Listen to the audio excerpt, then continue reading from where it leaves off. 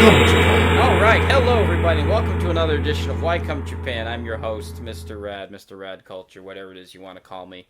And today I'm joined by my friend in Okinawa, or as the foreigners say, Okinawa. Japanese people say Okinawa. Mr. Alex Paille. How are you doing today? Rad. Man, that took forever. Yeah, no, I wanted to have this recording live on Twitch, but I was having some difficulty, and because Alex is my friend, I figured I could have like a human guinea pig guest for like once, like saying but just be relaxed, I'll sit back and I'll try to figure out the whole Twitch thing, but my god, it's a fucking nightmare every time. I don't know. It's fine. I got nothing better to do. I literally have nothing to do at all.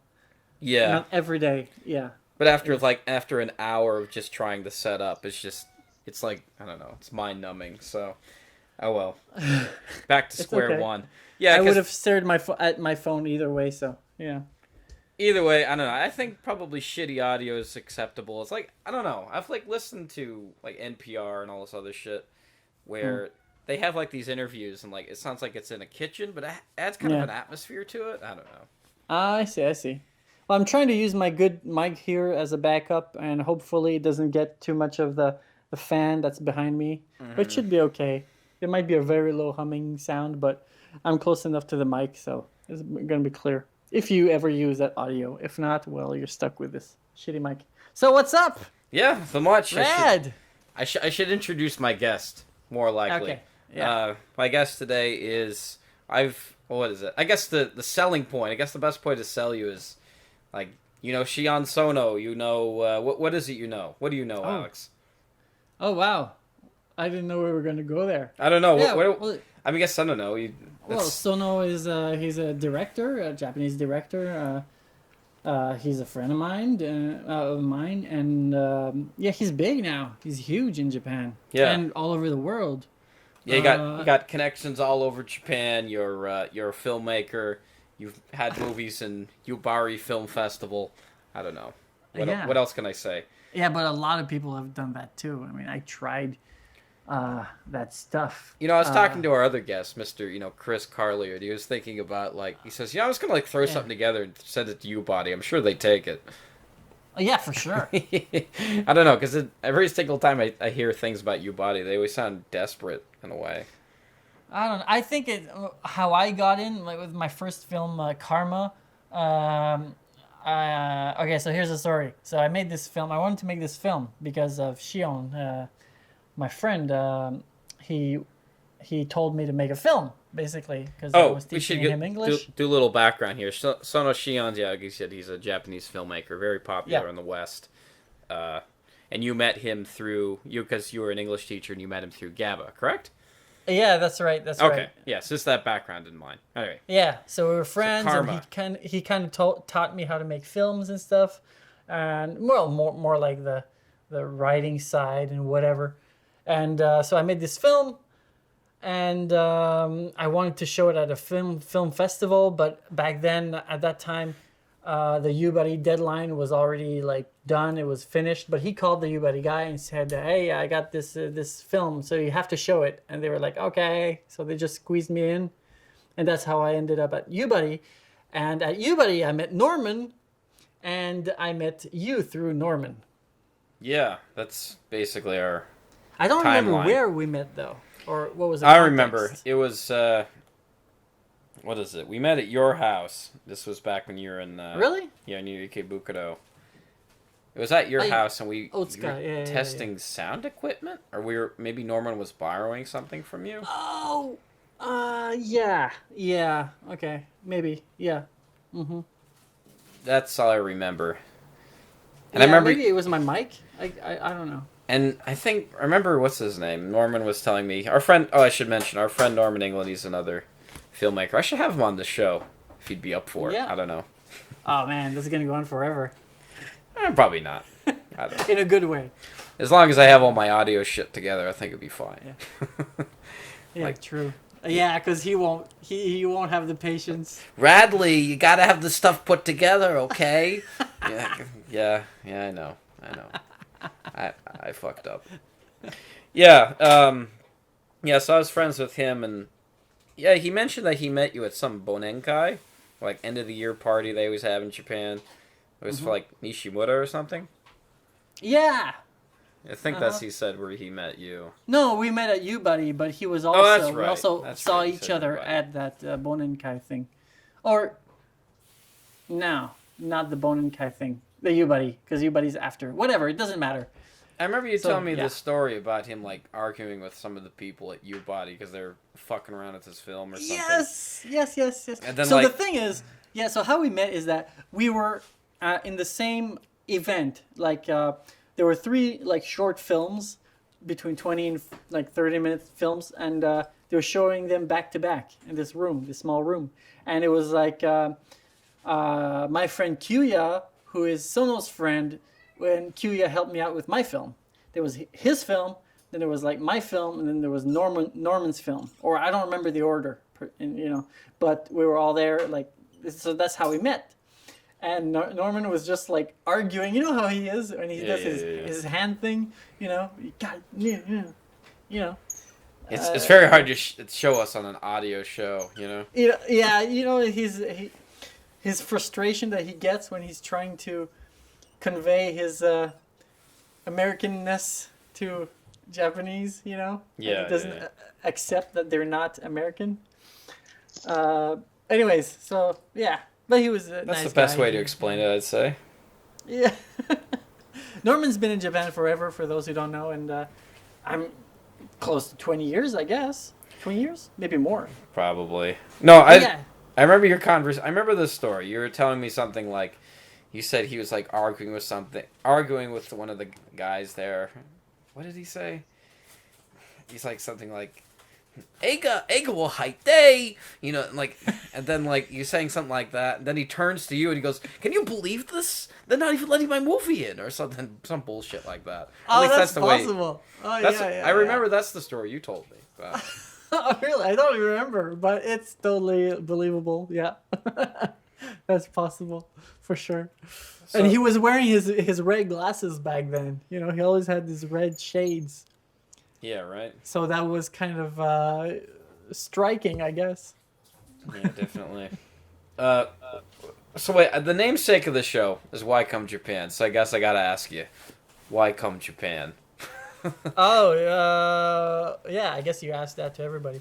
I do martial arts, so I came. I was supposed to stay a year. I came on a working holiday visa, which you guys don't have in the U.S., but I'm Canadian, so. So like you're in Canada, you're Quebec, right? Yeah. Like Montreal? I was, 19.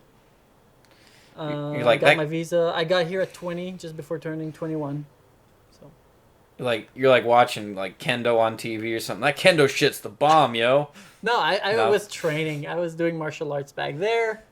So Like what kind of martial arts? Like I mean the Bujinkan. The Bujinkan is it's a martial art that's very old, and it's actually 9 different schools, martial arts schools. oh, Very traditional. It's over 1,000 years old, and the master is he's got the ownership of these 9 different schools that he learned from 9 different teachers throughout his life, and he put them together, and he opened it to the world in the 70s, I think, or 80s, to foreigners during the big martial arts boom, mm-hmm. and it really boomed, and now it's all over the world. But in Japan, nobody knows about it in Japan.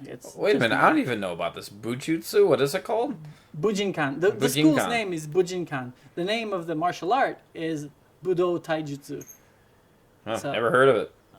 There you go. So I But, learned something today. It's not karate. No, we say in America.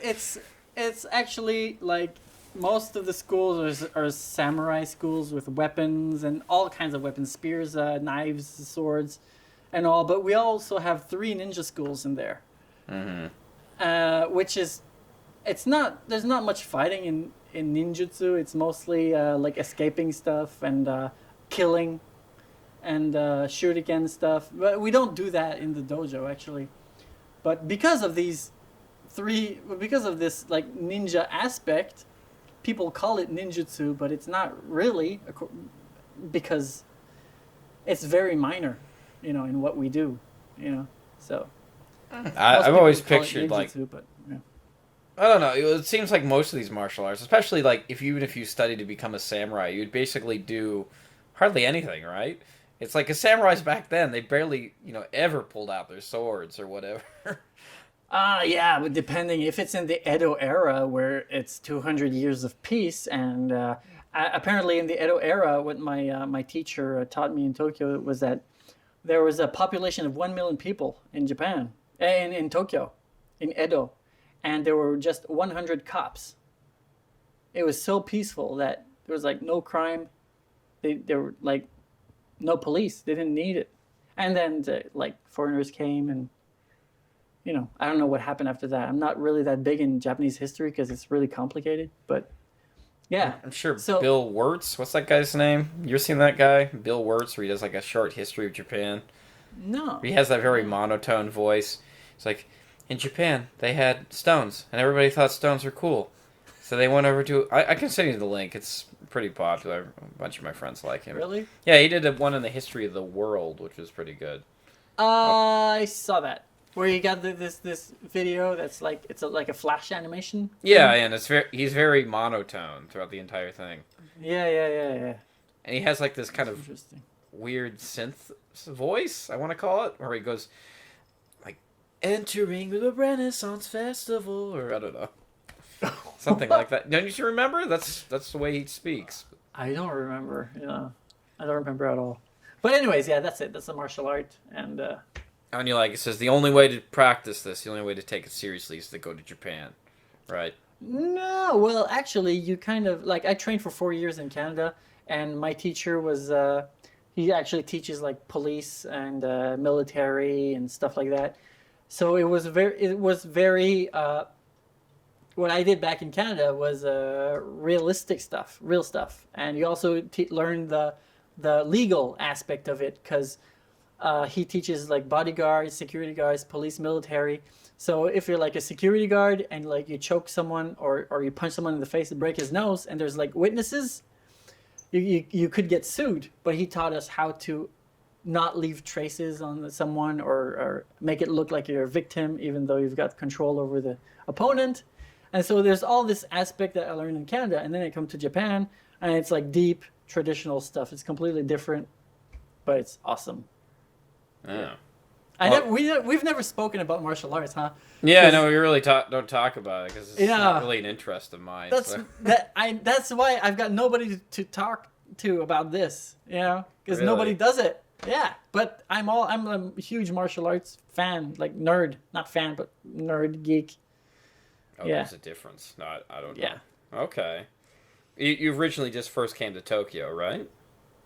Yeah, I had a friend because the dojo, the main dojo is in Chiba, in North Chiba, and so I had a friend who owned a house who he rented to people who came to train, and the guy was Canadian, so I just said I want a room and all, so I went there, and then I got a job in Kawasaki, and so I was moving back and forth, and yeah. Okay. Well, that's interesting. I don't know. I guess, yeah, so basically when you got into the whole movie thing, and before you made, like, your first movie was called Karma. Okay, so I gotta ask, why is it called Karma? Shion came up with it. He actually wrote the script. I mean, I wrote the original script, and then I needed a translation, so I said, can you translate it? And he said, okay, but it came out completely different. He just changed it completely, and he came up with the title. There was no title at first. He said, just fuck it, just call it Karma. I said, okay. Because it's kind of a karma thing, because in the story, everything's like related, and the people, and at the end, the guy gets, it's like karma, basically. Whatever you do comes back to you. Yeah, I mean, I've seen it, but the only thing I really remember from that movie was, Nishimura gets shot in the forehead. That's all I remember. Yeah. And I get that kind of mixed up with the other movie you did, You Plus Me Equals Love. I'm guessing that's your title, right? Yeah, of course. Okay. Of all right. Course. Yeah, well, it seems like, what is it? You did another movie with Shion where he wrote the script and you didn't like it because it just has no ending, right? The short film? Yeah, that short film, the one I was there for, and I met Shion for the first time. Huh? And, Casting Couch? no, was it the Casting Couch? Is that the name of the movie? It had what's his name? Yeah. Fuck, I can't remember his name. Sakaguchi Tak, the action guy. Tak. Right? Yeah, Tak. Yeah. Yeah. Talk. Whatever the hell. That's not where we met, dude. No. I said when I met Shion for the first time. Oh, I see. Sono Yeah. Shion. No, we met, like I said earlier, at your place. Yeah. Yeah, so you said you didn't like that movie because it just doesn't go anywhere. Because Casting Couch was actually another episode of Mari-chan Gambare. That series we did together. Yeah. You helped out a lot on that. For the people listening, Mari-chan Gambare is my third thing that I made after Karma and You Plus Me Equal Love. The year after that, I made this YouTube series, okay, which is, I think, 8 episodes. I really don't even remember. I've heard of this. I made this because I had no money, and I had bought all this gear. I had these cameras, this sound equipment, I had this crane, this dolly thing, and I wanted to practice using it. I had these lights too. Mm-hmm. So I was a one-man studio, if you remember. Oh, I remember. I wanted to practice using it. So I called up all my friends and contacts from my previous films, and I said, if you're bored, let's take a week this summer and film this stuff I wrote. And they said, okay. And that's how I ended up doing Mari-chan Gambare. And Casting Couch was supposed to be another episode because Shion kind of saw them or read the scripts, and he was like, wow, this is fun. So he says, I want to write an episode for that. And okay. And it's like, it has nothing to do with Mari-chan Gambare, and the actors were completely different. So it ended up being something else, even though the original idea was to be related to Mari-chan. Right. Yeah. Wait, I didn't know the movie was called Casting Couch. It never came out. Yeah, Okay, because at first the idea was that Mari-chan, because in Mari-chan Gambare, every episode Mari-chan, this girl, what she wants is to become rich. Mm-hmm. So in every episode she's got a different job. Like in the first one, she sells water bottles that don't have radiation. Okay, so that was right after the big earthquakes. That's why. And in the second episode, she's like, I don't know, giving tissues. And then she's like she's a mail woman, like sending mail and all. And she's a gangster. So every episode, she's something else. And in this extra episode, she wanted to be an actress. And she went to, the original idea was that she wanted to be an actress, and she went to this audition. And she ended up fucking the producer or something like that. I don't remember, but that's why it was called Casting Couch. Oh. Yeah. Okay. Well, because I'm sure our audience out there, at least probably the people who watch my shit, or 5 people who watch it, probably you, me, and 5 of my friends, probably everybody's just gonna think, is that a porno you did? Because that's what everybody always thinks about when they think of Casting Couch. Yeah, it was supposed to be sort of that, but without actual porn. But at the end of the short film, the main actor is in bed with a girl. Yeah, that's true. I remember you showed it to me, but this is a movie you can never show anybody, right? It never came out because some of the actors in there are, I wouldn't say famous, but they're all in agencies. Yeah. And they're all regulars in films and stuff and TV shows. And one of them is the son of a very famous actor in Japan. And so I was by Shion and Tak at the time Sakaguchi Tak is a huge action star in Japan. They were both belonging to the same agency. And the boss, I knew their boss, and she forbade me from releasing that film anywhere. So, all right. So I never did. Sad story. It's okay. You said you weren't that very proud of it anyway, so I guess it's all right. Because I had no control over it. Yeah. And Shion was controlling it, which is it's everything is a learning experience. So. Well, I mean, in an ideal world, would you put it out there for everybody to see? I could do it now. I've got no connection to any of these people anymore. I just line with Shion now, so that's all I do. Oh, I see. Yeah. Okay. I don't care, but So it's all about the politics then. Yeah. Oh, okay. I don't want to show any of my films. It's so embarrassing. Yeah, no, I know how you feel. I mean, I got God. 2 that I have on the back burner still. Like, it's just like, I don't know. It's like you envision this like great thing, like this is the way it's gonna look, and it doesn't come out the way you want. Yeah. You're like, God damn it. No, Yes. then it just stays on the back burner forever. Or you release it and you're like, yeah, I'm done. I don't know. Well, at the time, I thought my stuff was good, and because I didn't know anything about life, and years later I watch it, and I'm just like watching the screen like between my fingers because I'm like face palming and I'm scared to see what I did. It's so bad, but actually I think that with a re-edit, like a really good editor working on it, it could be good because the quality is good. I had like this good cameraman guy, good sound guy, good lighting. I paid money for that. Really? Yeah, but I edited the stuff, so that means it sucks, Mm-hmm. But if you edited the thing, it could end up, it could be watchable for sure. That's true. Yeah, I don't know a good editor, or, I could do it, I guess, but I would think that it's good, and then years later I would watch it and be like, okay, it sucked after all. So I guess I gotta ask, will you ever make anything again? You make another movie or anything? Yeah, for sure. I've been thinking about stuff a lot lately because I have a lot of free time, and I won't do anything in Miyako because I live in Miyakojima now in the south of Okinawa. Beautiful ass place. You should go visit his. Or should I advertise your stuff here or no? If you want, but yeah, sure. I own 2 Airbnbs, and that's working pretty well. So yeah, but anyway, so Miyakojima is good. It's nice, but it's tiny. There's no people here. There's nothing going on with the film business, so that's okay. One day I'll go back to Canada and I'll shoot something there, I think. Oh, really? Yeah. Quebec, huh? Not Quebec, Canada. Oh, okay. I want to go in the West. I've never been to the West. And like Vancouver or something? Vancouver, yeah, Calgary, in the West, Yeah, that's an interesting thing about Vancouver. You ever watch that guy Every Frame of Painting? No. No, you never heard of him? Yeah, he's a YouTube guy.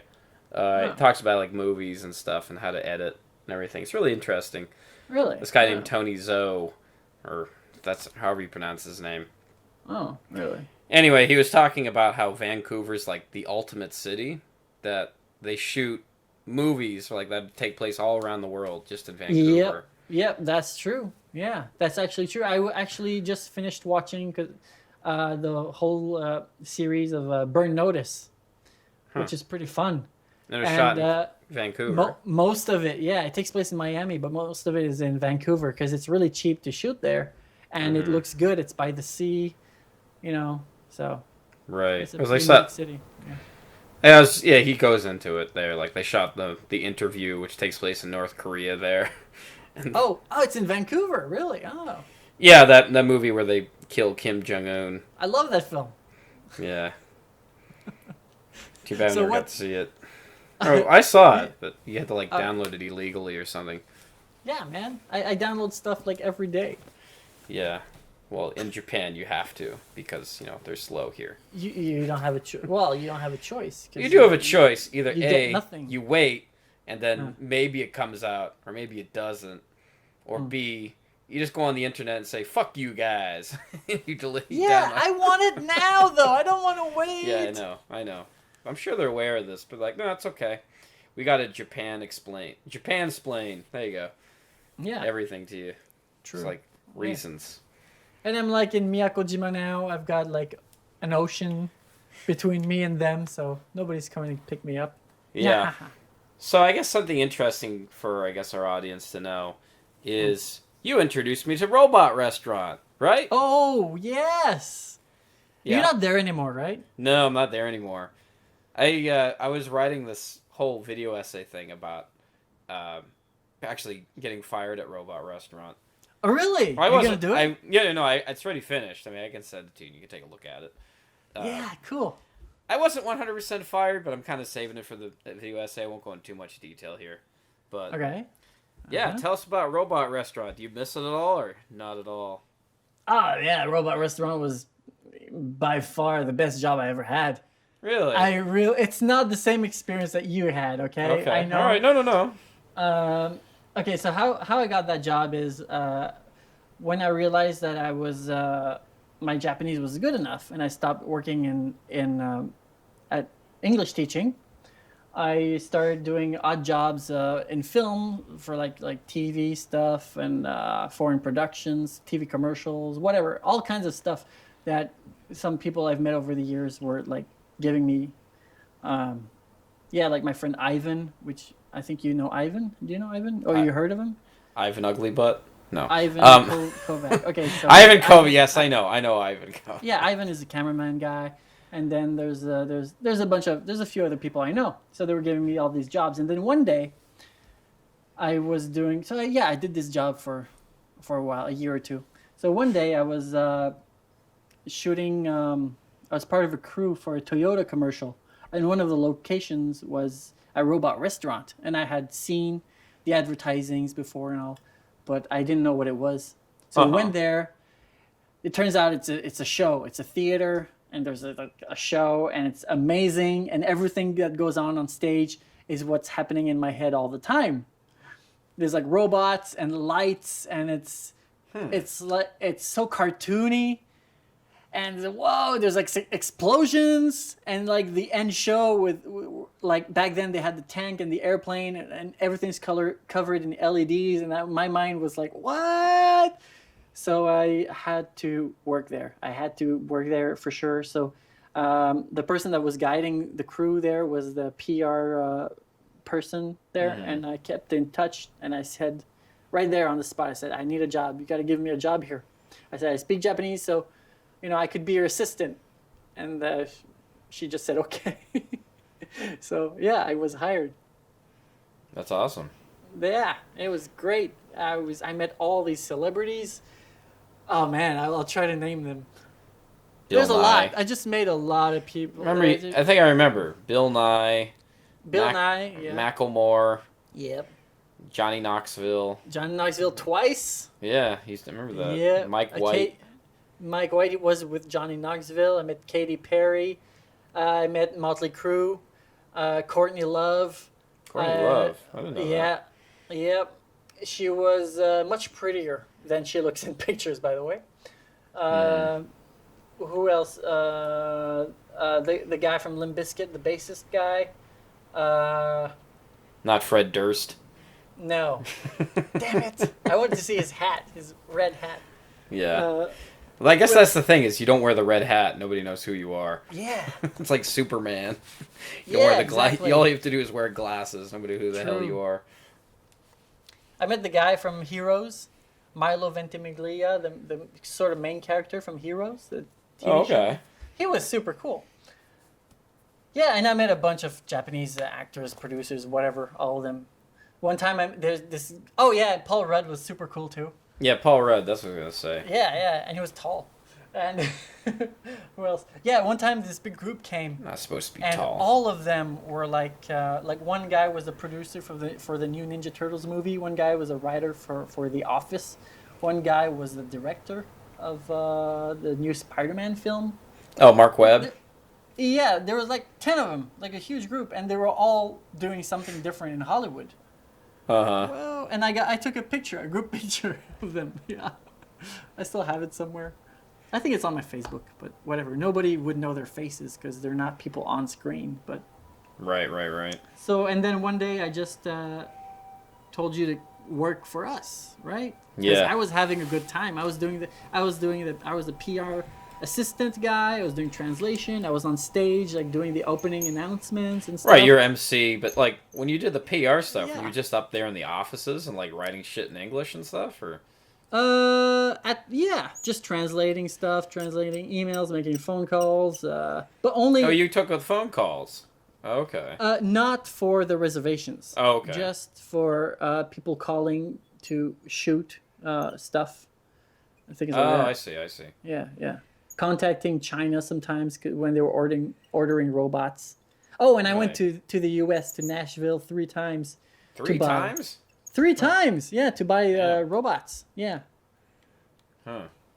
That was fun, man. Nice hotel, good food. Oh my god, you Americans know how to live. A buffalo Really? wings, best thing ever. Ah. Well, if you like things in huge portions, yeah. No, it was good. It's not just huge portions. I mean, the pizza was amazing. Buffalo wings, the burgers. Holy crap, that's good. It's not just fast food. It's like good. It's like tasty. But the one thing that's gross though is that like you order like a soft drink, like huge, bigger than my head, and you take a sip and they just fill it for free. Yeah, free refills. That's weird for me. Well, you have drink bars in Japan. It's kind of the same thing. Yeah, but this small thingies. Yeah, it's Small pretty little small cups. thingies. Yeah, That's anyways. true. Yeah, it sounds like you had a great experience. I mean, like you obviously quit because it got shitty after a while, right? No, I quit because I moved. Oh, you're just tired of Tokyo. Yeah, I got sick of Tokyo. I stayed in Tokyo for 10 years, and I was kind of at a point, I was trying to decide where I was going to live from now on, if I was going to go back to Canada or stay in Japan. So when I was like pondering on that question, my mom told me like that she got like breast cancer. So I was like, okay, so it's Yikes. good. Yeah, but she's fine now. Oh, okay. Yeah, she got cured completely after a few surgeries. So I said, okay, good timing to go back home. So I went back to Canada for 6 months to see what it would be like to live there, because I've never actually lived there as an adult, Right, I came to Japan when I was 20, and I was living in my friend's basement before that, working at a restaurant and a convenience store. I had no responsibilities, no bills to pay. Yeah. So I want to experience the adult life there, and let me tell you something, it sucked. Oh. So bad, man. Everything is so expensive over there. Tokyo is cheap. Everybody, listen to me. Japan is cheap, okay? Yeah, I don't get that. Like, why do they always have these things where they say stuff like Japan is the most expensive city in the world, or you've seen Japan that like is at not a Forbes city, but magazine whatever, or something? Yes, it's bullshit because, first of all, Tokyo rent is not that expensive, okay? If you live in Shinjuku and you want a huge apartment, okay, you're going to pay a lot. Okay, but just take the train and get a place like 30 minutes from where the action is going on. You'll get an okay apartment for not much, maybe $800, $900. That's not bad. Yeah. Yeah, I had a huge place. 75 square meters for like 88,000 yen up in Chiba. But anyways, and the food in Canada, oh my god, you can't go to restaurants in Canada. Oh, it's Why? so expensive. Oh my god. Just because it's expensive? Yeah, it's expensive. And plus you have to tip. Oh, you have to do Japan. that in Canada too? Okay. God, I thought that was man. just the U.S. Okay. Oh, I wish. Yeah, I guess in And Japan you have to tip. Yeah. In Canada, you get no freedoms. Like, everything is regulated. Like, let's say I wanna ride a canoe in the river behind my sister's house. I need like a license. I was negotiating with my friend to live to buy this little house he had on his piece of land. He had this cottage house sort of thing. It was brand new, but I would have to get a bunch of licenses and permits if I would want to. Are you okay? Yeah, fine. Everything's fine. Sorry. I would Having trouble need with the to headphones. Yeah, we need to get licenses and permits if I would want to farm or build like a greenhouse or do anything really. And it's fucking expensive, and the taxes are crazy in Eastern Canada, not Western. I don't know about the West. So I was like, fuck it, I'm going back to Japan. I'm moving to Okinawa. It's near the beach, and yeah. Okay. That's why you were there at that one point. Okay. Yeah. That makes sense. Huh. All right. So that's how I ended up here. Yeah. Yes, I don't know. I'm totally like, because I could only work at Robot Restaurant during like weekends and like certain odd days because of like, I wasn't 100% sure if I wanted the job or not, You didn't seem that motivated, huh? Yeah. Yeah, I don't know. It wasn't as exciting as I mean, it sounds awesome, but it was just like any other job. I found out it's like working in a movie theater, except everything's in Japanese and everything's made by Japanese, but everybody there's white. Yeah, you worked outside of the ticket counter. Yeah, well, you worked out there for like 9 months, right? Yeah. But you weren't out there like yelling at people. You were out there like doing the cash register and everything, right? Yeah, true. And I was still going down to do the MC stuff before each show, and I was still doing PR before the place opened. So I was moving around a lot. Yeah.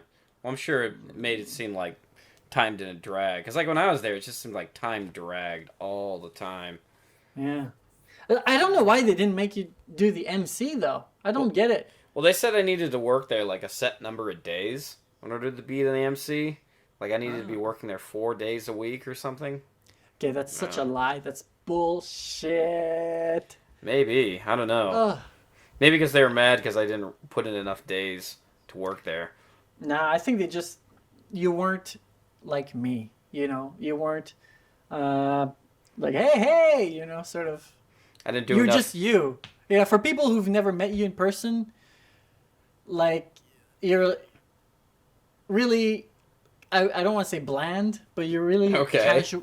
You're really quiet, like, everywhere. Yeah. Like, how can I say? Like, for me, I'm really quiet at gay. home. No. I'm quiet. I'm quiet in public, but I learned to kind of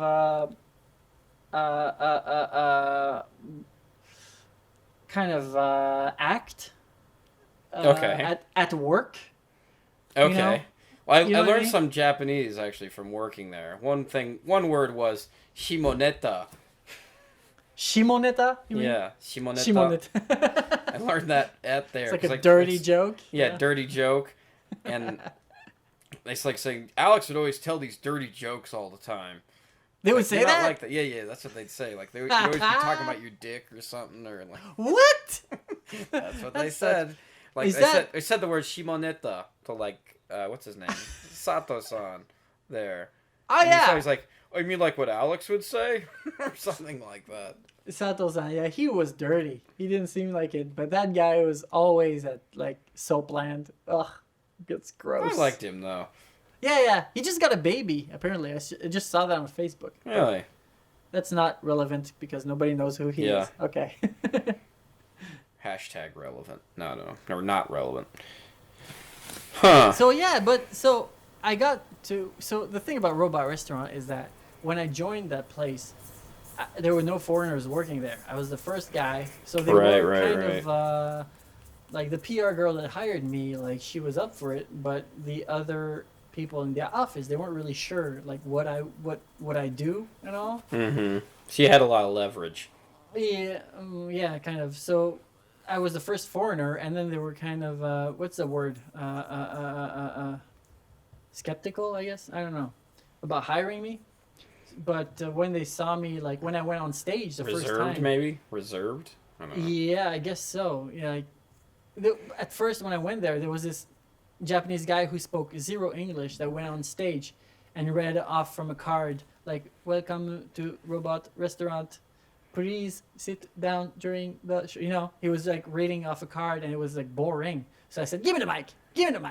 So I went on stage and I did my thing. "Ladies and gentlemen, welcome to Robot Restaurant." And the crowd goes wild and they loved it. And from that day on, like they always wanted English speakers to do the MC. And I was the only one, so I always did it. And because of that, the boss, the Shacho, who came every day to see the show, he really loved me, and my pay was crazy. Yeah. Yeah. He always raised my salary. Well, I think they offered the same thing to me. Like they said they'd raise my salary if I worked more days, but I was still kind of like, because I had like my full-time job, and I don't know, I was kind of up in the air about it. Huh? So you did have a full-time job? Yeah, at that time I did have a full-time job, and I was kind of, I was unsure if I wanted to like quit right away, because like you don't just jump from one job to another job, you know? Yeah. What do you do now? The same thing. I mean, I got promoted recently. Oh, yeah? International school. I kind of like it. I don't know. I kind of hate it at the same time. It's a weird Is it situation. high school or junior high school or what? Well, it's like all returnee kids.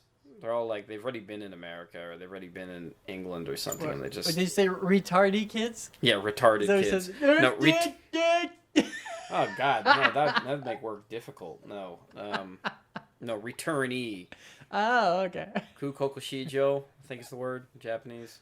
I don't know.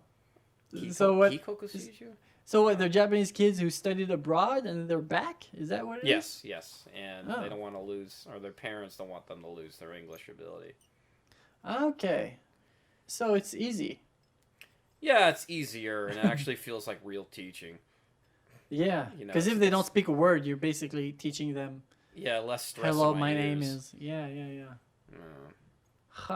I got this funny story. There's this guy I know from back home, Canada, who doesn't speak English. Okay, he didn't speak any English. Well, a little bit. Like what language does he speak? French. Because we speak French. Yeah, and so he comes to Japan. And he stays at my place for a couple of weeks till he gets his own place. Mm-hmm. And he tells me one day, "Hey, Alex, I got a job teaching English. I start tomorrow, and they're giving me a 3-year visa." And I'm like, "Wow, that's awesome." He says, "Okay, yeah, cool. So can you teach me English tonight?" Oh, like, God. I'm like, "What?" It's like, "I don't speak English." Holy crap, are you serious? Yeah, I bought this book. He bought this English textbook, like how to speak English. It's like, oh my God, that's you're hilarious. Kidding.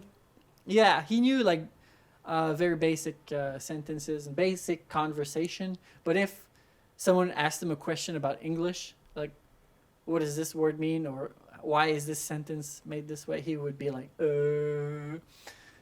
So he studied English that night and. Basically, his strategy not to get found out was that he just smiled and nodded a lot at work when people talked to him. Say, "Oh, good, yeah, good." But they were little kids, so it was fine. He was an assistant teacher. It'd be hilarious, actually, if you think about it. Oh man, that guy. I wish I could have been a fly in the room when that happened. Oh my God, it's so funny. That guy is such an idiot. One time he came to my place and when he was sleeping at my place, he spilled gin on my carpet. Ew. in the middle of the floor. Okay. In the middle of the room, he spilled like a pretty big splotch of gin, and instead of cleaning it or telling me about it, he just took a cushion from the sofa and he put it on over top. It. But it's like in the middle of the floor in the living room. So I see Christ. I see the cushion, I pick it up instantly. I was like, there's a wet spot. What is that? He said, "Oh, you noticed." Of course I noticed, you idiot. You fucking goddamn noticed. But that's the kind of guy he is. Very... Crazy. Yeah. So that's it. That's my Luke story. His name is Luke, by the way. Oh, that's not a very... Is that a French-Canadian name, Luke? This is not very French. Yeah, Luc Tremblay. That's very French. I see. Is it spelled the same way? L-U-K-E? No, L-U-C. Luc. Lou. I always thought it was Lou. It's Luke? Luc, yeah. Oh. I learned something today. L-U-C. Because I always see, what's his name? Like Luc Besson? It's Luc Besson, yeah. I didn't know that. Huh. The C is not silent? What are you talking about? I thought the C was silent. I don't know. No. Where is the C silent anywhere? That's true. Maybe the word scissors, I guess? Well, because most of the time, like in English, you spell with K, You never say Luke. You don't say that. No, we don't talk like that. No. Yeah, no, I mean, in terms of, going back to the whole robot restaurant thing, I missed out and seeing fucking 2 people I really goddamn wanted to see show up there. But, what is it? One of them was PewDiePie. He showed up? Oh, really? Yeah. Did I tell you about this? No. Yeah, no, I hit him up on Twitter a while ago. I've told the story so many times. I hit him up on Twitter, saying, "Hey, you should visit Robot Restaurant," and he actually responded to me. Gave me really? He DM'd me on Twitter, asking me information. So I set up his reservation for him, but I couldn't go see him because I had to work that day. Oh, so he was already in Japan, you mean? Yeah, because I saw like a vlog of his, and I don't know. Huh. Wow, that's pretty cool. Yeah, and the other guy was I'm not sure. Are you big in the YouTube? Do you ever watch a lot of YouTube people or not really? Some, but probably not what you watch. You know Game Theory?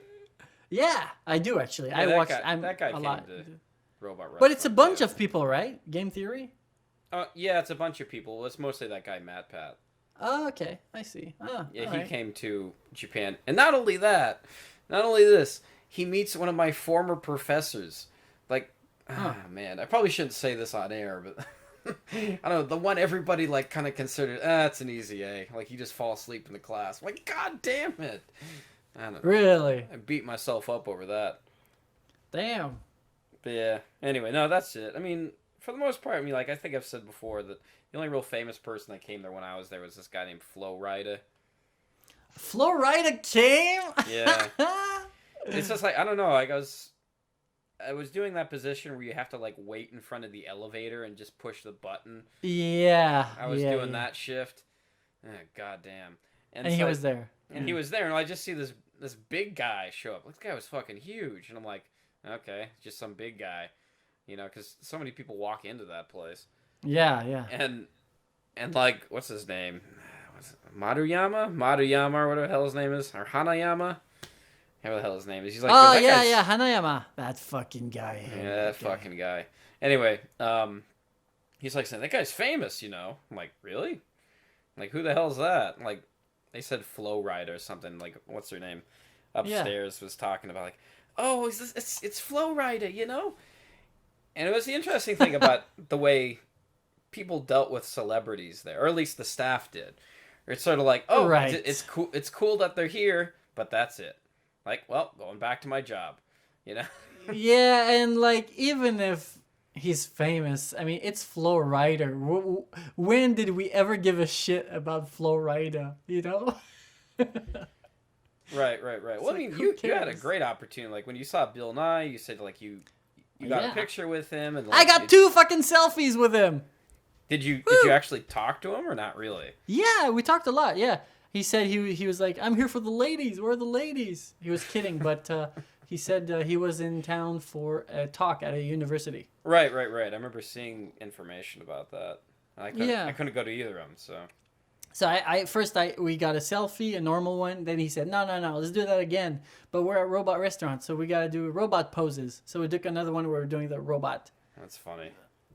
Pose thingy. So, yeah, he was cool. I also met Elon Musk. That was cool. Really? Yeah, I was just at the cash register, and we just talked a bit, but wow. I want to Elon Musk is not just a celebrity. That guy is amazing. What do you mean by that? He's not just a celebrity. I mean, well, it's Elon Musk, man. He's a fucking like billionaire who's trying to change the world. Huh. You know who it is? Yeah, no, the guy made Tesla, I know. Yeah, like but that's not just it. He's like, you know what he's doing with all the electric stuff? Like the solar panels? Like he released this solar panel thing that's actually shaped like roof tiles. Mm-hmm. And you look at it and you think it's a normal roof tile, but it's a solar panel. It looks nothing like a solar panel, and it's cheaper than a normal roof. Oh. Basically. Yeah, and you hook it up to this Tesla battery that you hang on the wall, and you can charge your car, you can charge your whole house, and it's all connected like that. And he just wants free power, you know, for everybody, like very cheap power. I think that's why he called his company Tesla. Yeah, that's the funny thing is just that you always hear about these famous people, you know, but you never hear, like, maybe sometimes you hear about, like, the one good thing they made or something. Mm-hmm. But, like, when it comes to, like, Elon Musk, like, all I really know about him is he made Tesla and he's had a lot of wives. That's all I really know. Well, yeah, well, if you're rich, you know, and you're young and good looking, what are you going to do? Yeah. Yeah, I don't know. I just think it's funny that, like, you know, with our life, you know, we always focus and we think about always the negative things. We never think about the positives. I mean, it's just like you think about your life and you think about all the bad things that are going on in your life. You're like, wait a minute. I'm not starving in India. Like, wait a minute. I'm not, like, you know. True. I have a job. Like I wake up every day. I was breathing. You know. Yes. I went to. I can read. Yeah. Yeah. Yeah. Really, things we take for granted. I don't know. I mean, it's just the same thing with celebrities. You always think, oh, he's really getting fat lately. Like, oh, he's really, he has a real big, huge receding hairline. I don't know. It's just, I find this thing kind of interesting. Yeah, true, huh? And I sort of, I kind of first, I sometimes I kind of got starstruck a bit. At first, not at Robot Restaurant, but when I used to meet Japanese actors and celebrities. Oh, through Sono Shion. Uh-huh. But it kind of goes away with time, when you meet a lot of those people. And through Robot Restaurant, I got to meet this guy, my friend Blake Lewis, who used to be on American Idol, who was like number 2. He was like the finalist, like maybe 6-7 years ago, I guess. And I met him at Robot Restaurant, and I had his 2 albums already. Because me and She's the Way we used to watch American Idol together. That was our thing on Saturdays, And so yeah, we liked him. So I was like, hey, dude, I was at Robot Restaurant, and I was like, hey, dude, if you want to shoot a music video here, let's do it. I can let you do it for free, and I'll direct it for you for free. I was like, oh yeah, let's hook it up, let's do it. It's like, okay, cool. So he went back to LA. And 2 weeks later, he came back. He stayed at my place. We shot a music video. Wait, what? This actually happened? I thought this was like, it didn't happen. It really happened? It happened, yeah.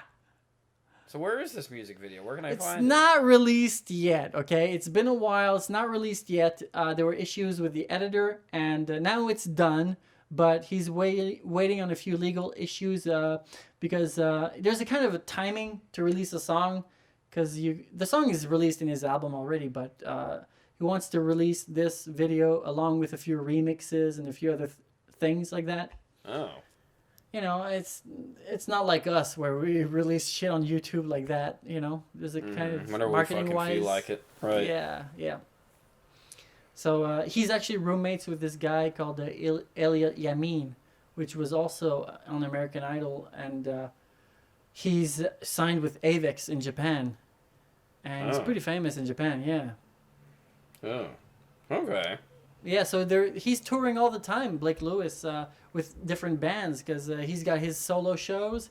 He tours with Elliot, and he tours with Postmodern Jukebox, which is huge right now. It's a band composed of all these different singers and musicians, where they do remixes of popular songs into like the retro kind of jazzy style from the 20s and 30s. You've never seen this? You've probably seen a video where I'll send you a link, but it's good. It's good stuff. They're like sold out everywhere. Okay. Yeah. Huh. So just imagine like a crooner jazzy or big band version of this hip hop song, So that's the only thing that really took off from Robot Restaurant. I mean, in terms of like meeting celebrities there or something, right? I guess so. Yeah. You made that cool music video. Well, that's awesome. Yeah, and I saved a lot of money. I got good money. So. Yeah, I was able. Yeah, last year I didn't work for a year, so and I was fine. I traveled to Canada. I came back here, moved to Okinawa. I have 2 houses now and 1 apartment. Well, that's awesome. So, what's next? Is there anything next creatively I should watch out for, or is that a secret? There's no secret at all. There's nothing I'm planning on doing anytime soon. I'm just kind of trying to get money right now, trying to open businesses. I got 2 Airbnbs. Airbnb is a great system, by the way. Is it? If you're living in Tokyo, man, try to get some like apartments and rent them out because the Olympics are coming and you're gonna make a shitload of money. That's all I gotta say. There won't be any. There won't be any hotels available. Because here, I got 2 houses here. Both of them are booked all summer long. Yeah. Damn. It's good. It's good, and I do nothing. And my first house is 7,000 yen per night. My other one is 10,000 yen per night. All right, so I gotta know. I mean, well, you don't have to tell me if you don't want to, but what are you saving the money for? I don't know. I'm just for the sake of saving. I'm not right now. I'm not saving anything because it's not that much money. Oh, but, okay. Because but kicking back and enjoying the good life. First house, I guess so. I want to buy a few paddle boards. I want to get my boat license, and I want to get a big boat.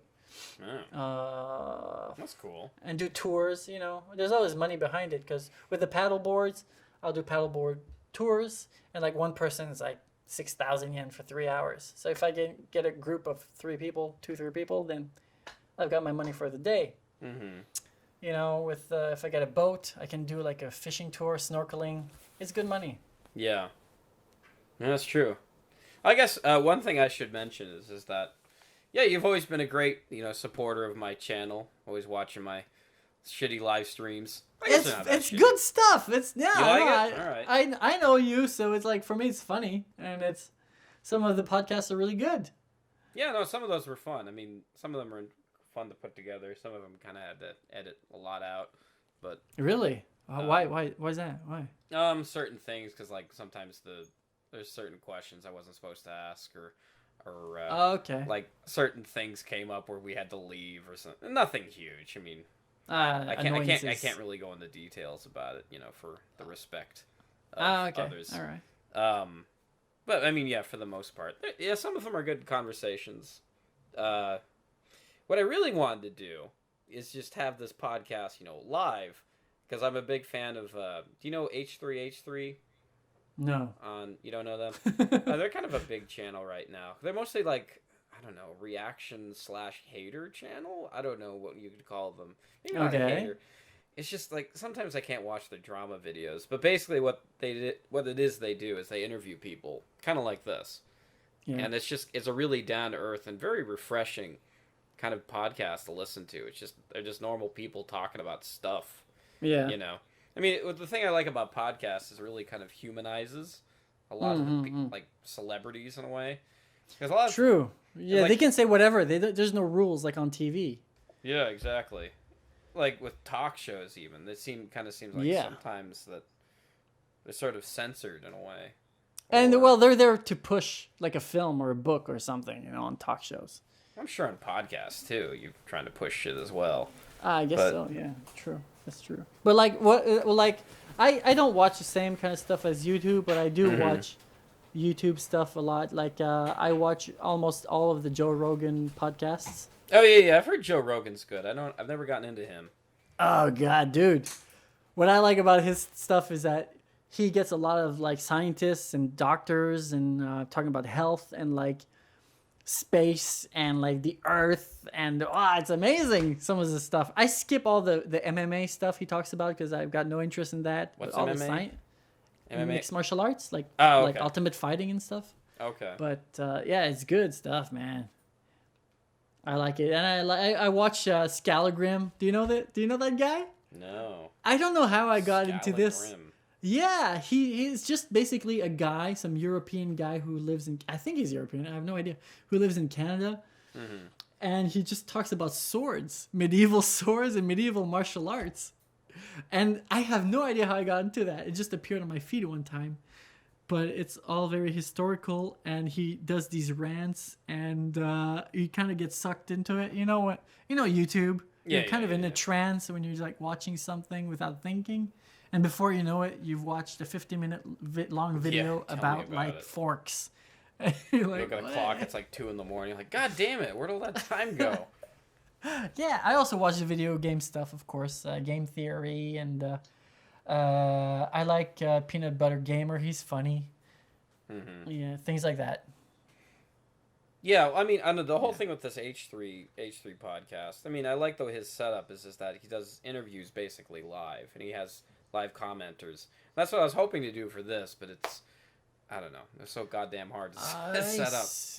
I see. So it should, can we do live on YouTube? Yeah, you can. You can, but you have to have a Gmail account, like we do the Google Hangout thing. So that's why you wanted to do the... Yeah, that's why I wanted you to get a Gmail account, but that's okay. Okay, then let's do it again. And let's not do why come Japan? Let's do a normal conversation type thing. Yeah, that's true. I don't know. Unless you don't want to introduce yourself or something. I don't mind, man. Look, I got all the time in the world, and it's fun. Yeah, so. Yeah, right. Yeah, so they kind of have like these little segments where they just talk about everything. They just talk about what's on their mind, right? Mm.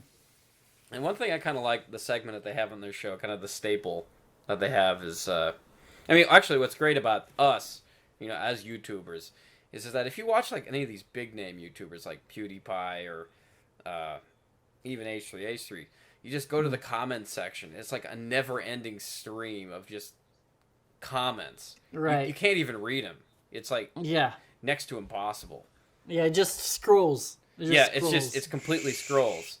So I mean, the nice thing about being tiny, or especially on the internet, is that you don't have that bullshit. So you can actually sit down and read the comments. So that's kind of cool. I mean, because there's like a couple of other shows I listen to where they have like staples on their show. Well, I mean, a part of their show, and when I say staples, on their show they have like people who ask questions and they answer them, that sort of thing. Yeah. But on H3 they have this thing where they always ask their guests about ghost stories. Do you have any ghost stories? Are you asking me? Yeah. I mean, yes okay, and no. First off, I guess I should ask, do you believe in ghosts? No. Yeah, no. I don't either. But we still, even if you don't believe in ghosts, I'm sure you have a ghost story from when you were a kid, right? No. Well, I don't know, nothing good. Well, me neither, but, you know, my grandma's house, like, everybody always thought it was haunted, and as a kid, we would always freak out and stuff like that, but basically, no, I don't believe in ghosts, and they don't scare me at all. Huh. So, no, I don't have a ghost story. No. The closest I've ever gotten to ghosts was actually just, you know, living here, actually. People would tell me these stories about how, I guess because, you know, people didn't have TV or Twitter back then or something. Like, one of them was, like, you have to, like, knock on doors before you enter them. That way it tells the ghost to leave or something. Huh. Really? Especially if you've been on vacation, you don't enter a room for a while. So they say that ghosts, they kind of start squatting your place? I guess. I don't know. I mean... Do you believe that? No. Good. I don't know. I'm sure, like, there's even if there was a ghost, I'm sure there's, like, something that could really explain it. Like, something that's psychosomatic or something that's... Or... Yeah, either A, it's all in your head, or C, it's, like, a really weird coincidence of some kind. It's a mix of everything. And it's also, I think, when, for example, if we hear a noise, the way I see it, when we hear a noise and we're like, it's a weird noise sometimes, you know, like a plastic bag that rubbed on a thing. So it makes a weird noise that you've never heard before. Yeah. Like, whoa. Then you freak out and you all your senses start to like get heightened, right? You're like listening and you're like, so you start hearing more shit. And you start freaking out more, and you know, there's a lot of stuff going on there. Yeah, because like a strong part of me really wants to believe that there are ghosts, or like, because it's exciting, you know, it's like watching a movie. It is. Because like you want to, I mean, like most of the time you watch movies, you know, all this shit's fake. Yeah, so you can't exactly. So that's why I like since I started making like special effects for films and gore stuff with Nishimura. Nishimura is a Japanese, for people who don't know. He's a Japanese horror director guy. Tokyo Gore Police. That one's really good. Yeah, I used to work for him for a while, and once you know how all these special effects work, then I'm sorry, but horror movies don't scare you anymore. Okay, I just don't get affected anymore. Wait a minute, you worked for him? Yeah, actually I did. Okay, I didn't know that. Oh, really? Yeah, for like I don't know. Close to a year. I used to go there 3 times a week. Yeah, to his workshop, and I was doing the most basic of the basic stuff, but I learned a lot. Oh, what did you do there? You like make creatures or something, or you? No, I would help out with their molds and clay stuff, like breaking down the used clay and helping them when they had a model come in and putting the plaster on them. Nishimura, has he made anything recently? Yeah, Kodoku Meatball Machine 2. I just saw it on that's Facebook. right. I remember seeing some like Facebook stuff about a bunch of those people going to Comic-Con in Tokyo. I remember I first saw Comic-Con listed as being in Tokyo. I'm like, Comic-Con Tokyo, that's a joke. But then all these like serious people were going there. I'm like, oh. I guess. Maybe I'll go next year. I don't know. Did he go there, Nishimura? I think he did, because I was one of our mutual friends, Lisa. Oh no, not Lisa! She posted pictures of her going there, and then I saw these pictures of Nishimura and stuff. Huh. You know, Nishimura, I've got to say, I love the guy. He's a friend. He helped me a lot. He helped me for my films, gave me a lot of special effects stuff. But holy shit, will he ever make a good movie? I've never seen a good movie. You don't think any of his movies are good? No, not even none of Tokyo them. Gore Police? Okay. I thought that was fun. Yeah, Tokyo Gore Police was good, I gotta say. It was good. I would never watch it again, though. Really? I'd watch it again. Really? Yeah, I liked it. Well, then again, maybe I was young and stupid, so you never know. Oh, gosh, it's just terrible. You didn't he like does it, really... huh? No. I thought it was kitsch, or kitsch as they call it. I thought that was cute. I liked it better than Hell Driver. Hell Driver is the worst thing I've ever seen in my life. Why does it exist? Why did he inflict this on mankind? Like, I'm looking at his IMDb page right now, and I'm like looking. The ABC's a death segment he did. Z is for Zetsumetsu. That was awesome. No, are you kidding? What's you didn't like story? That? Come on, what's wrong? What? What's happening? There's no story. Well, it's like a music video. I like music videos. It. Yeah, I guess. He has his own. All right, I will admit, I did kind of want a story.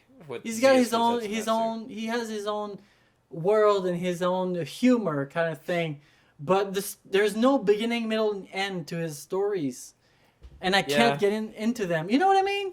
Yeah, I know what you're saying. I mean, it could have. It really could have used a narrative of some kind. Yes. Because all the madness that's going on in that. Yeah. Like you got the chick with the big penis, and then you have like, I don't know. It's just like all blur. Because I mean, I was there.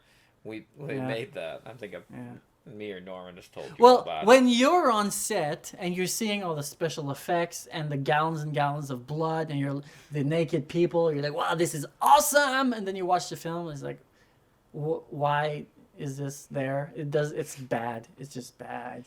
Well, yeah, I did kind of question, like, why does everything look the way it does? I didn't hate it. I mean, I don't know. I still think it's cool. I mean, if it was like you or me that would make that, it would be awesome because we're amateurs. Yeah. But you look at him. I mean, he just did the special effects for Shin Godzilla and Shingeki no Kyojin. Yeah, which I appeared in, by the way. Yeah. And then he's making all these films, and he's got a lot of films by now that he's worked on and directed, but he just can't write a good movie, though. I mean, his special effects are pretty funny, though. It's good. It's humoristic. It's over the top. It's cheap looking. Their own, I guess. But yeah. I'm looking at your IMDb page. You're not even credited for that movie. For which one? Shingeki no Kyojin. I'm just one minor Kyojin. I appear in there for like a shouldn't second. they credit the whatever? I'm not even in the credits. Oh, am I? Yeah, I think I am actually. I don't know. Well, I'm looking at your IMDb page right now. And you're not even.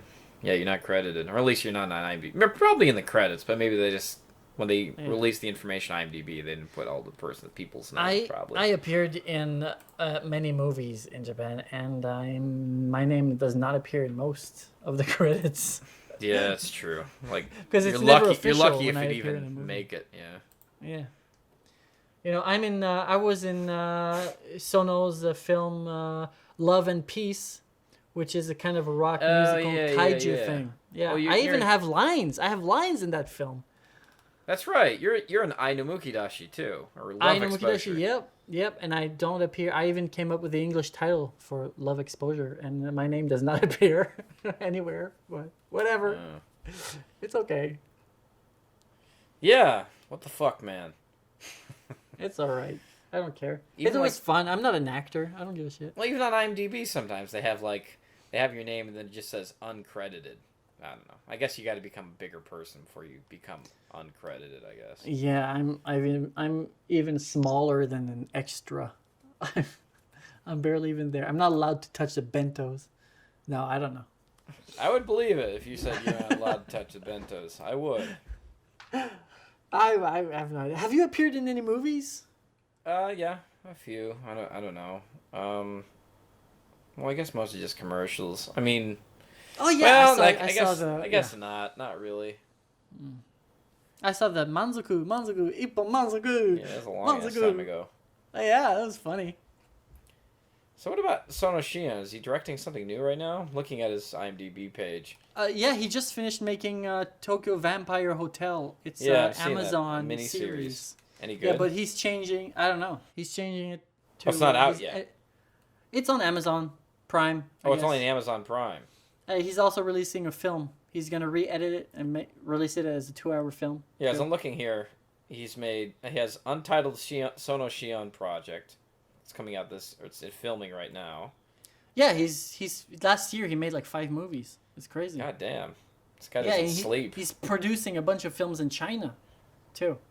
Huh. Wow. Yeah, he's just because China is fucking booming for the film business right now. He told me, like, he always calls me up when he's in Shanghai in the hotel room because he's bored. And he told me that the first time he called me, maybe a year ago, he's like, oh, I'm in a hotel room in Shanghai for this student film.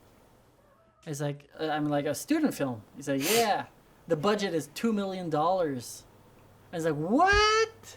It's like, yeah, they got so much money for films over there. Like, student films get more money than Japanese big productions. And That's the sets crazy. are huge. Huge sets, huge warehouses. Like, he sent me pictures. I could show you. It's in fucking... it looks like a city. Mm-hmm. It's a huge city that they built inside... with a river and all. Inside a building. And it's a student film. Oh, I'm sorry. I just scared my cat. Hi, Minu. You gotta scream it louder. Oh, man. It's a student film! Yeah, and he produces... yeah, and he gets money like that, I guess. Be like Charlton Heston. Go out to your balcony. It's a student film! A student film! It's nuts, but yeah. That's China right now. Yeah, well, I mean, they have money right now, so it only makes sense. Yeah. I actually saw a good Chinese film, The Great Wall, with Matt Damon. That was good. That was good? Yeah, did you see it? Yeah, the whitewashing didn't take you out of it? No, because it's originally a European character. It has nothing to do with the wall. Did you saw it? No, I didn't see it. Ah, well, it's good. I saw advertising for the movie. I didn't watch it. Because the guy, it's like a guy who's like, is he from Rome? He's from Europe. He's some European guy, and he's like lost in the desert or he's on a mission or something. Mm-hmm. I don't remember the story, but he ends up at this wall, and they're actually defending China from these monsters. I thought it would be a war movie, but no, it's kind of like a Lord of the Rings fantasy thing, and it's really good. It's like flashy. The action is awesome, and Matt Damon is not like this big hero guy. No. He gets like saved and helped by the Chinese all the time. Oh. Yeah, I had no idea. I don't know. It just looked like some big box office movie thing, you know? It is. Well, it is. But it's not like propaganda at all? No. Okay. No. I had no idea. No, I didn't see it that way anyways. Huh. Yeah. Sounds like I need to see this one. Okay. Well, I don't know. I have no idea that he was making all this shit all the time. It's almost like, what's his name? Takashi Miike? Yeah. It's like, I don't hear about him so much anymore. Well, he just released a film. Did he? This year. Yeah, the Blade of the Immortal. It was last year. It was really badly released at Cannes Film Festival. People walked out. Oh. Well, because I'm also looking at the IMDb. Like, the last one I remember hearing about was Yakuza Apocalypse, because Norman worked on that one. Yeah, that's true. And so did my friend Mimoto. Remember Mimoto? Yeah, you know Mimoto. Oh, action guy, right? Yeah, he's the frog guy in the. Oh yeah, that's right. Yeah, I knew yeah. that. That's right. Norman was telling me that. I'm not a fan of Miike though. I don't really like. No, not even Ichi the Killer. I like Ichi the Killer. I like maybe a few things. But... I can understand that. Like, there's a lot of like kind of cringy CG in Ichi the Killer, but I still liked it.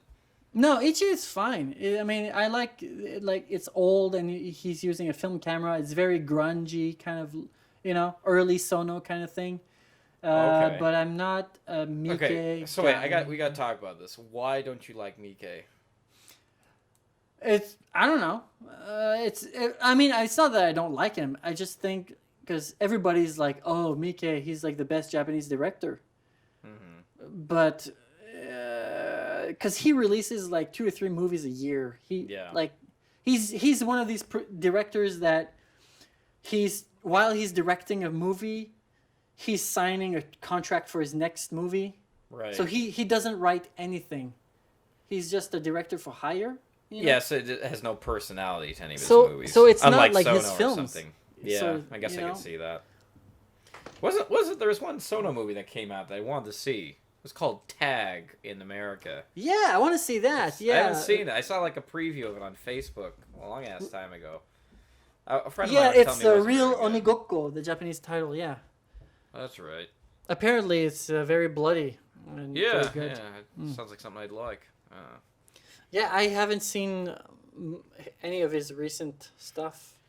Wait a minute. Miike's doing JoJo's Bizarre Adventure? What? You see, that's the kind of shit I'm talking about. You don't like JoJo's Bizarre Adventure? That's not the issue. Well, what's the issue? It's that Miike is just always doing these manga adaptations. All right.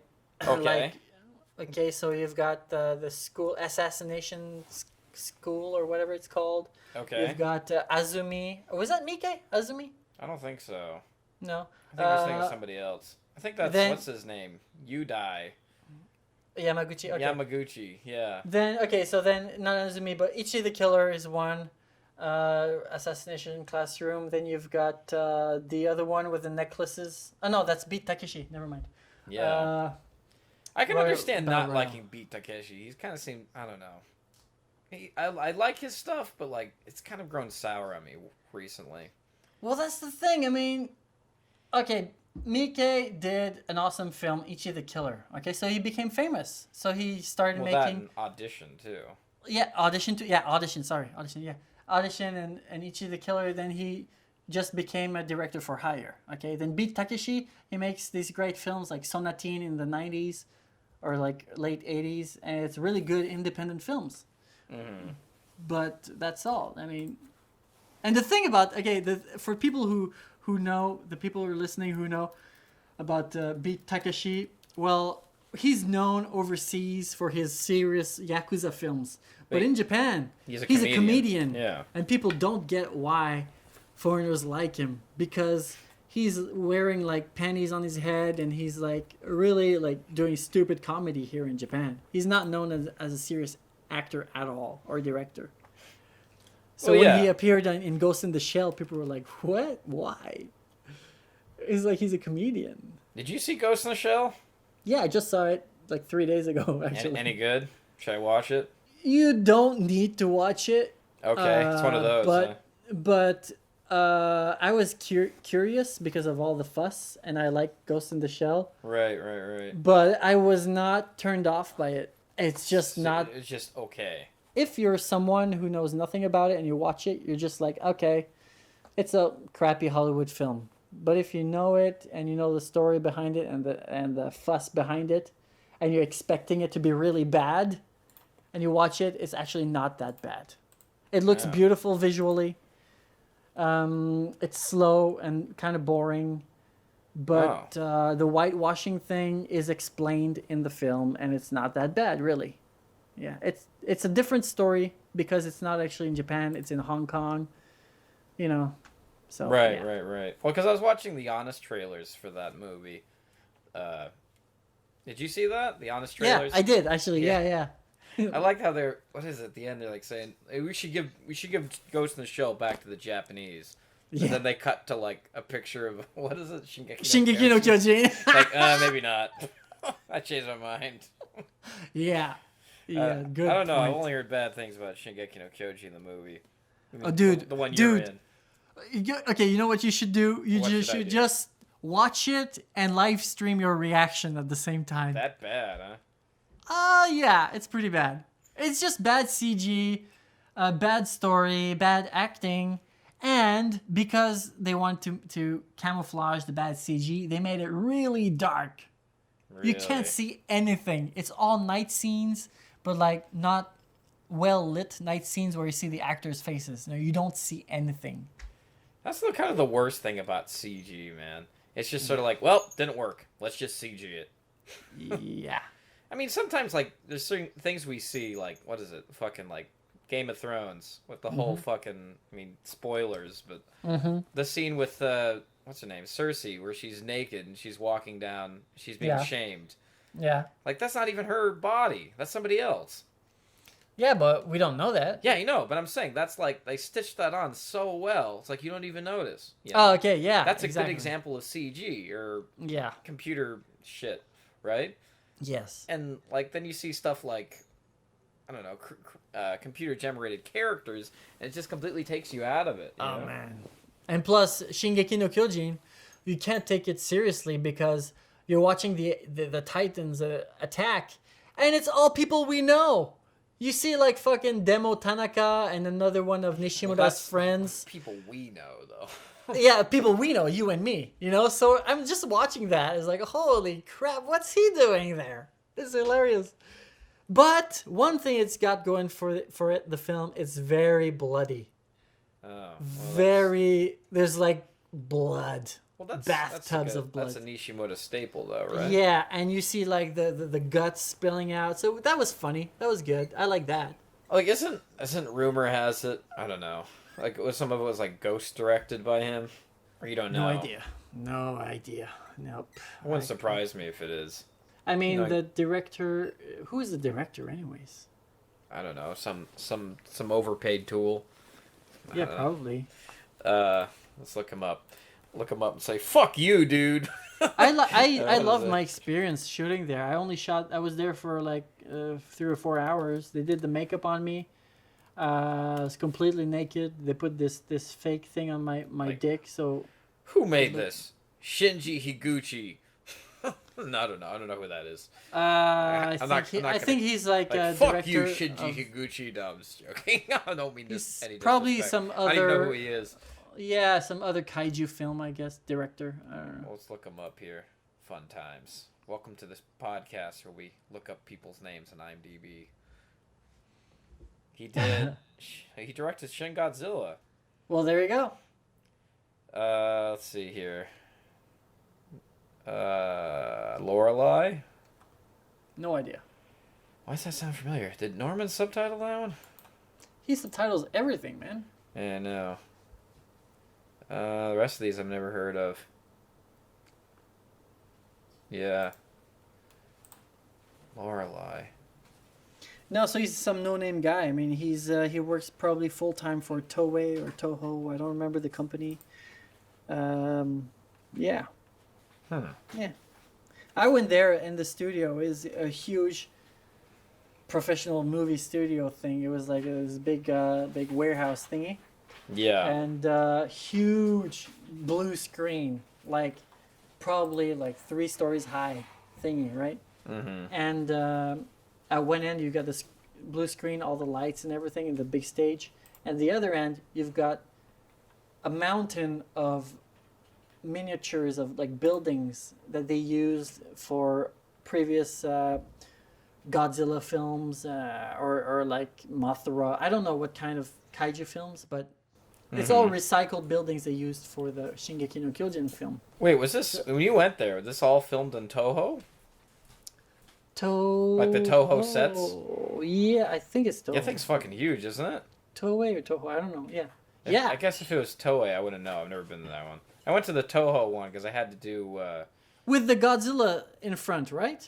Yeah, the Godzilla. Yeah. That one. Yeah, that's Toho. Yeah. Okay. That's Toho.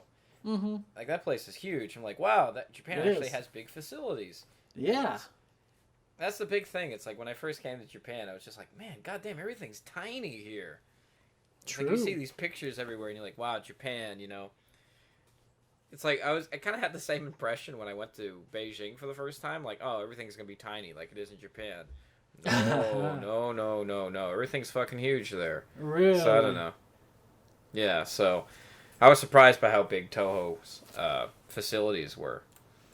They're pretty legit. I mean, it's an old company. They used to have a lot of money. Yeah.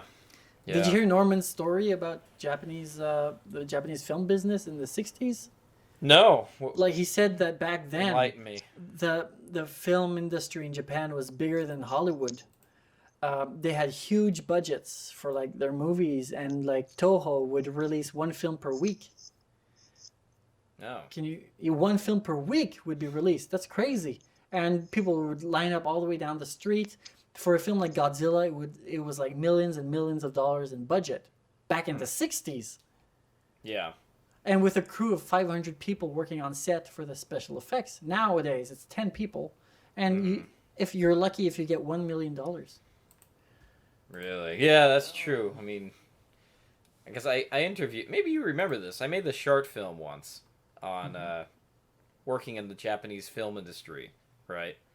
Maybe you remember it. You don't remember this? I interviewed you.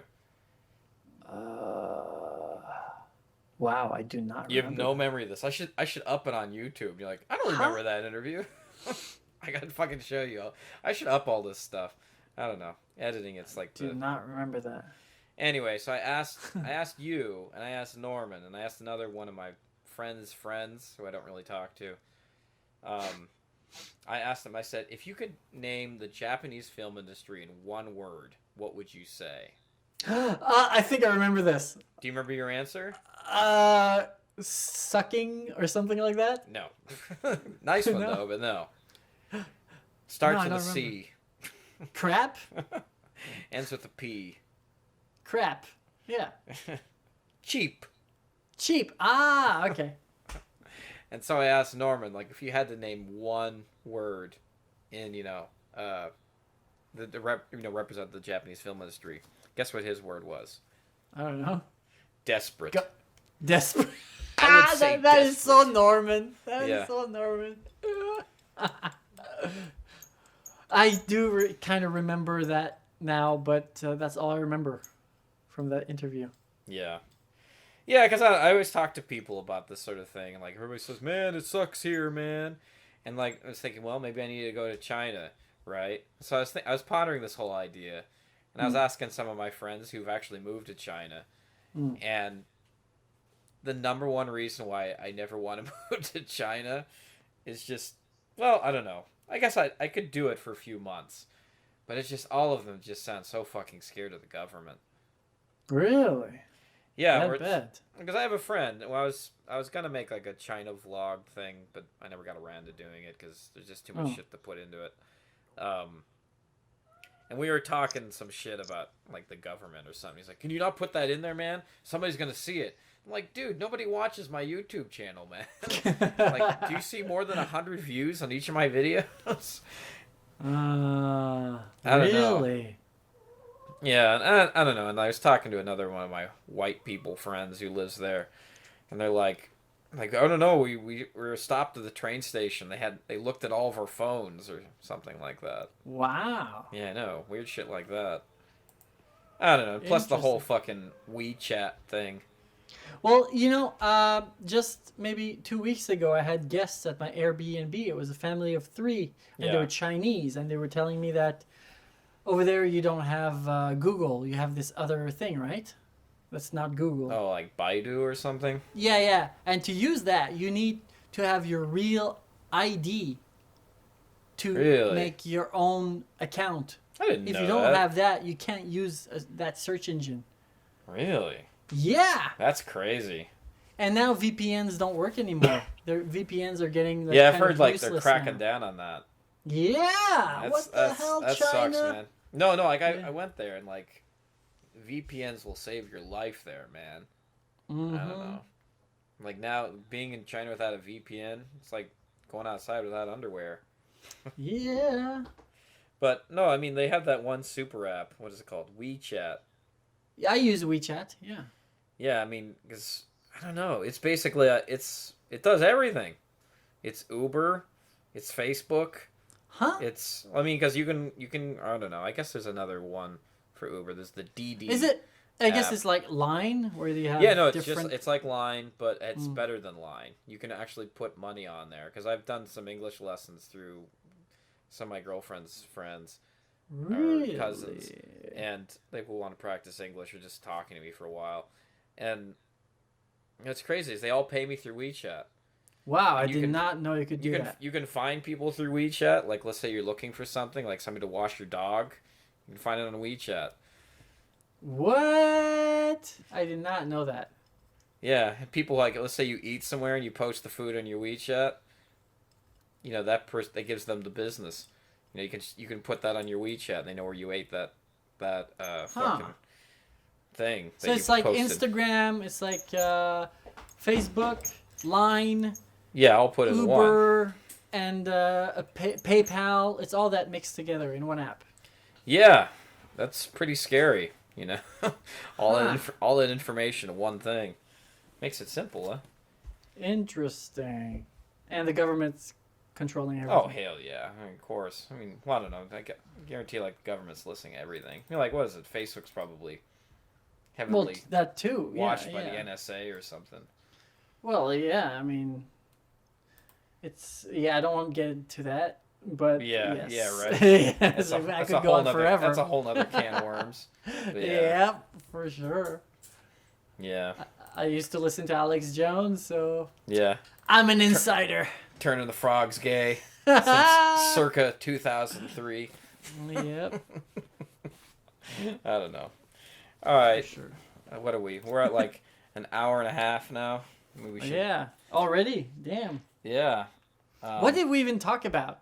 I have no idea. We talked about Robot Restaurant. We talked about true. martial arts. Not really. Just there for a second. Japanese movies. We haven't talked in so long. I mean, that's why. I mean, that's true. We've got so many things to chat about. Yeah, I don't know. Don't worry. Probably one of these days I'll get pretty frustrated with the job I'm doing. And I'll quit and I'll, I come to Miyako. I gotta say, for people living in Japan or wants to come. Yeah, no, Japan, it looks beautiful. Or at least from the drone footage I've seen of it. Yeah, not only that, but like we're getting an international airport next year. Business is gonna boom. Mm-hmm. I'm telling you, the touristic stuff is huge here. My Airbnbs are full all the time. Hotels are fully booked in summer. So, I mean, there's lots of tourists. And it's nice all year. I've been here since September. And you can swim. You can go like in the ocean until like December. And the coldest it gets is 15 degrees Celsius at night, During the day, it's like in the 20s all year. And the rainy season is 1 month before Tokyo, and it rains like 2-3 times a week. That's awesome. Yeah, it's a great place. There's a lot of jobs too. The salaries are low, but rent is low too. You need a car for sure. You need a car to get around. So I gotta ask, do they have A&W near you? Yeah. Oh, cool. All right, I'm definitely coming. 5 minutes away. Yeah. 5 minutes away. All right, I'm I live in town. I have an apartment in town, so yeah. Okay, because I heard the A&W restaurants, they're only in Okinawa, right? Yep. And we got 2 actually. We got one at the airport and one downtown. All right. How much does it suck? Is it good? You eat there at all or no? Are you like? I've been like twice. Okay, because I know you're probably against like eating fast food, right? I am. Yeah. But A&W kind of has a special spot in my heart. I mean, when I was a kid, I used to go there and root beer. I love root beer. But I'm not going back though because it's fucking expensive and it's fast food. How much is it? It's expensive, Like sent in for like one meal or something? Yeah, I mean, I only get like Or sentence, burgers like, because 1,000 I don't yen. eat fries, you know. So I don't. If I get like two Yeah, burgers, yeah. it's like 1,300 yen or something. Yeah. So, I remember in America I think they've gotten rid of most of them, but like I remember in my hometown, yeah. A&W restaurants were only in gas stations, which is the weirdest fucking thing. Wow. That's Yeah, weird. right. Huh. Like sometimes they have that in Interesting. Japan, like combination stores. Yeah, I guess. I remember I went into one that was like a Uniqlo Mr. Donut. They had a Mr. Donut in the middle of Uniqlo. Okay, that's weird. I've never seen that. Yeah, right? I don't know. Huh. I know they mixed Big Camera with Uniqlo. Uniqlo, in yeah. Shinjuku. Big Clo. Big Yeah. Clo, yeah. Which is nothing really. It's just Yeah. clothes and electronics. Call it Uni Donut. I don't know. Doniclo? No. Okay, Donaclo? Donoclo. I- I don't know. There's But- something about combination stores that intrigues me. So, yeah, we just need one Starbucks. We don't have any Starbucks or good chain coffee shops here. That's what. Oh, you don't have kind of pisses Starbucks down there. No, Really? not in Miyako. In Okinawa, yes. Does but- Wi-Fi suck down there too? I mean, like no, actually, no. We got Wi-Fi at all the Family Marts, Don Quixote, in some so shops. it's not like Tokyo in- where it's like if you get Wi-Fi, No, you're here, happy. no, here you can just walk down the street and check your signal, and you might have. It's a Okinawa Wi-Fi thing called B.Okinawa, and it's a free Wi-Fi they have for tourists. Really? Yeah. There's That's some awesome. good spots. Yeah, most restaurants and shops have it. Well, okay. Well, then, yeah, that's fine. Then you don't need Starbucks. I mean, the only reason why we had Starbucks is because they had free Wi-Fi there. Yeah. Only reason. It's funny. I was talking to a friend of mine who was writing a book, like some sort of novel. It's kind of like it's a depressing novel, right? Uh-huh. He like wants to write a book that just makes you cry. Why? Don't ask. Okay. What was funny is it reminded me of the story I heard on I can't remember what talk show it was. Like, have you heard of the book A Fault in Our Stars? No. It's like some book that just is made to make you cry or something, right? Okay. And what was funny is he talked about how he went to Starbucks every day to write his screenplay. Or not Oh. screenplay, no, the book. I'm sorry, it was a book. Yeah, the book. Yeah.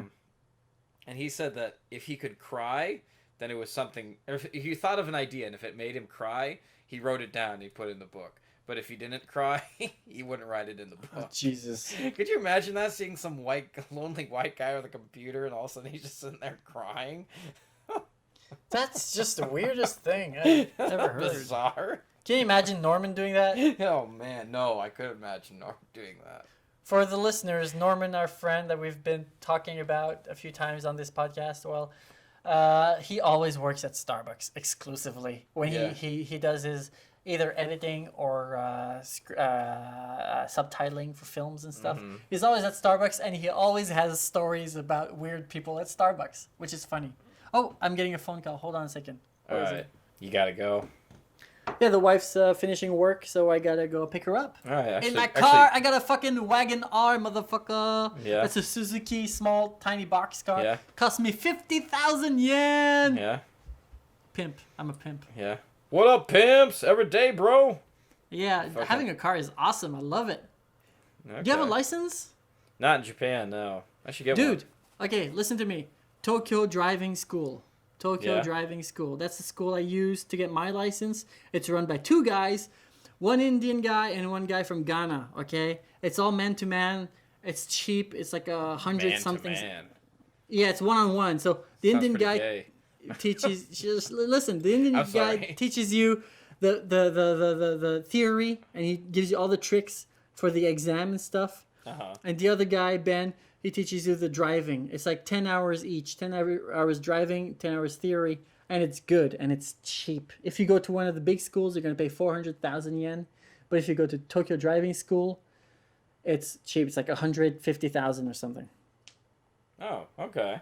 Yeah, it's awesome. And they're like, yeah, it's good. And if you fail the test, you want to take some more lessons, you pay like, I don't know, you pay like 10,000 yen and you get like 2-3 hours where you go and drive around. And It's really good, man. It opens doors to have a license in Japan, man. You can go anywhere. Yeah, it's good. And renting a car in Japan is cheap. Yeah, that's true. Yeah. So get to it if you haven't gotten to it yet. Yeah, I should look into that. Okay. All right. Well, anything you want to say before we go? Let's do it again. Yeah, let's do like a live. Let's try stream or the something. Google thing Google next Hangouts. time. The YouTube thing. Yeah. Let's do it. Let's talk about shit. Or playing video games or something. Yeah, sure. Yeah, that'd be awesome. Yeah, sounds good, dude. All right, so I don't know. Talk to you soon. Talk to you soon. I guess. You can find Alex in the links below. You can What follow links? him. I don't know. I'm gonna put shit down below. It's what you're supposed to do. You're supposed to plug your shit, right? I have nothing to plug anymore. I'm sorry. I got hacked. The Gumbody thing. The Gumbody Yudi or whatever the hell her name. Madi. Yeah, it's not there anymore because short it's story. Not there anymore? I got hacked and I got freaked out. Yeah, like 2 years ago or a year and a half ago, I got hacked. Your YouTube page got hacked. Was it Facebook or Twitter or something? I don't remember, but something got hacked of mine, and I was freaked out because nowadays it's all connected, right? So I shut down everything: my website, Facebook, Twitter, everything. My Facebook was recoverable, but nothing else. Wait a minute, you didn't have like one of those passwords, like one password for everything, did you? No. Okay, good. I shut down everything on purpose, just to make sure, because you never know. So I lost all my videos on YouTube. Yeah, I had like hundreds of videos. Jesus Christ! I hope you had them backed up somewhere, right? Or no? Yeah, some of them. Yeah. Okay. Yeah, but I had this one video on the suicide forest. I had fucking like 200,000 views. Oh yeah, I remember that. Damn. Okay. All right. Talk to you later then. Okay. Let's do it again soon. All right. Okay. Yeah. All right. I'll send you the audio file too. Oh. Okay. Yeah. Let me stop it here.